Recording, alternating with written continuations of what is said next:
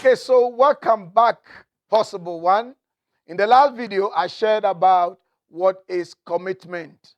And in this video, I'll be talking about the determinants of commitment. The determinants of commitment. So before we go on, please, if you have not done so already, share, subscribe, and like my channel. And also encourage your friends to do. And I want to extend my heartfelt thanks to you for your help in the growth of my subscribership. Okay, so now let us go into our topic for this video, determinants of commitment. Now, there are three main things that determine one's commitment to something. Three main things. The first one is commitment is determined by definition. Commitment is determined by definition. The definition you put on something determines your commitment level to that thing.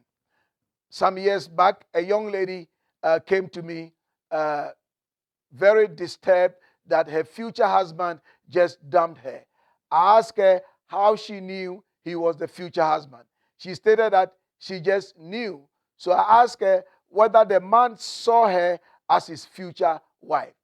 She then said she did not know. But then she complained that she did his laundry, cooked for him, cleaned his house, etc. And I congratulated her for what she did. Then I asked how the man showed his commitment to her, which she could not really tell as he was never there when she needed him.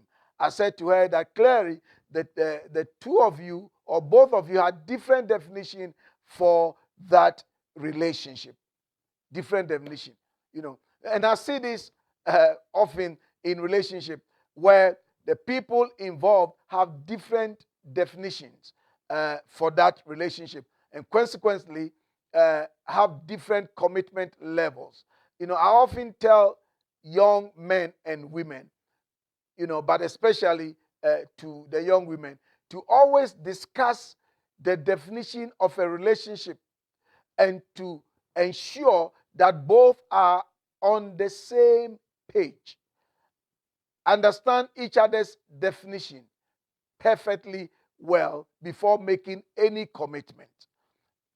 How you define something will determine your level of commitment. How do you define your purpose? How do you define your relationship with the giver of the purpose? These are things that you need to ask yourself. Now, we have a classic example in the scriptures where Jesus was talking. A picture was given of a servant who defined his master wrongly and therefore had no commitment to the task that he was given. In the book of Matthew, he said, and the one who had received the 1 talent came up and said, Master, I knew you to be a hard man, reaping where you have not sown and gathering where you have not scattered no seed. I was afraid and went and hid your talent in the ground. See, you have what is yours. The servant defined his master as a hard man, one who takes what is not even his, and that affected his commitment level. Definition will always determine one's commitment. Now, commitment is also determined by one's attitude. Jones Allen said, a person cannot travel within and stand without. A person cannot travel within and stand without. Whatever is inside will show up outside. One's attitude is one's willingness to do whatever one is asked to do. Your willingness will determine your commitment to the task on hand. Because where there is the willingness, there will be corresponding performance. How willing are you to pursue your purpose? How willing are you to contribute your quota to the advancement of the kingdom? How willing are you to deposit what you have been equipped with into this generation? How willing are you to move on to help somebody? To have a right attitude, you should not lose sight of the people behind the work, the reason why you are doing it. You are working for the benefit of humanity and not only for yourself. It is because of others that you are alive. Your contribution will go a long way to benefit somebody, however small it may seem or be. You must see beyond yourself. In most multi-level marketing ventures, they always tell the people involved to find their whys. That is the reason why they are doing what they are doing. For purpose, the why should always be the enhancement of the advancement and expansion of the kingdom of God on earth. For this purpose, Jesus came, died, was buried, resurrected, and ascended into heaven. There are people to be reconciled to God. There are people to taste of the love of God, the Father. Hell was made for the devil and his angels, not for human beings. No human being has been destined to go there. Okay. Secondly, to have a right attitude, one must be thankful.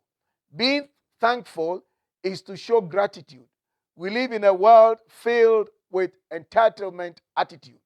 Most people think they are entitled to everything. As such, the spirit of gratitude is gone out of the window. Concerning purpose, one must be thankful for the generation in which he lives.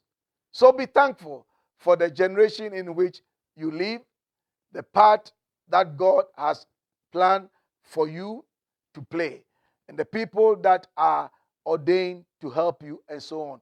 Be thankful. Be thankful. The third, to have a right attitude, one must have a servant's heart. Serve as you were serving Jesus. Whatever you do, do for his name's sake. He wants to show his love to the world through you. You are an extension of his hands, eyes, ears, feet, etc., to a world that is desperately in need of him. So, now the third determinant of commitment is by preserved fruit.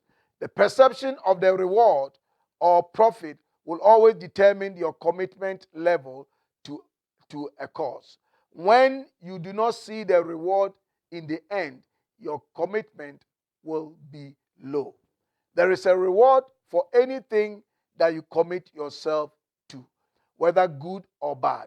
Now, King Solomon said in the book of Proverbs, he said, in all labor there is profit, but mere talk leads only to poverty. There will always be profit in any action you commit yourself to.